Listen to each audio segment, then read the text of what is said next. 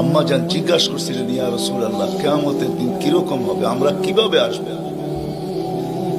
তো আম্মা জানকে আল্লাহ রসুল বলছিলেন যে হুফাতান ওরাতান, পায়ে হাইটা আসবে, উলঙ্গ আসবে। আম্মা জান চিৎকার দিয়া বলছে, আলা ইয়ারা বাদুনা বাদা, আমাদের একজন আরেকজনকে দেখবে না? আল্লাহ রসুল আম্মা জানের কোলে শোয়া ছিলেন, উঠা বসছেন, চেহারার রং পরিবর্তন হয়ে গেছে, আর বলছে, আয়েশা ইয়াউমুন আসির, আয়েশা বড় কঠিন দিন।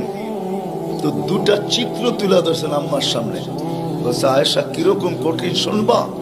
কাআন্নী আনজুরু মূসা মুতালাফফিফুন বিউমুদিল আরশ ওয়া ইয়াকুলু রাব্বি লা আসআলুকা আল-ইয়াওমা উম্মি ওয়া লা আসআলুকা আল-ইয়াওমা উখতি আসআলুকা নাফসি নাফসি নাফসি নাফসি।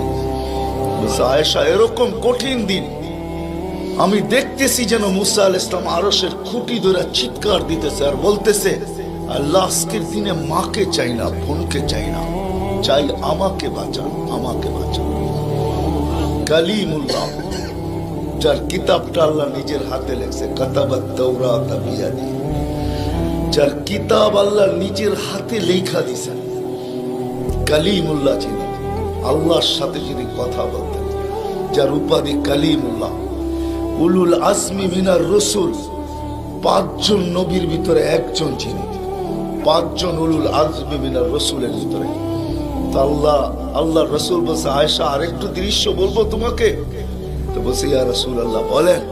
বলছে, ওয়াজিআ বিজাহান্নাম, জাহান্নামকে যখন আনা হবে 70,000 শিকল লাগানো হবে, প্রত্যেকটা করার সাথে 70,000 ফেরেশতা ধরবে। তারপরও জাহান্নাম ছুটবে, সব ফেরেশতাদের হাতের থেকে ছুটা নিচে কিয়ামতের দিন মাঠের দিকে যখন ভাগতে থাকবে, তো জিবরিল আলাইহিস সালাম আল্লাহর পাশে থাকবে, চিৎকার দিয়া বসা পড়বে আর বলবে, রব্বি সাল্লিম সাল্লিম, রব আমাকে বাঁচান, আমাকে বাঁচান। ওই দিন শুধু একজন ব্যক্তিত্ব, আপনার আমার রসূল মুহাম্মদুর রাসূলুল্লাহ সাল্লাল্লাহু আলাইহি ওয়াসাল্লাম শুধু উম্মতি উম্মতি বলে চিৎকার দিবে। আল্লাহ এটাই জবাব দিতেছেন, আনতা তাকুলু উম্মতি, আমি জানি আপনি উম্মতি বলে চিৎকার দিবেন, কারণ এখানে শুধু ব্যথা উম্মতের, আর কোনো ব্যথা নেই, কোনো ব্যথা নেই, শুধু ব্যথা উম্মতের ব্যথা।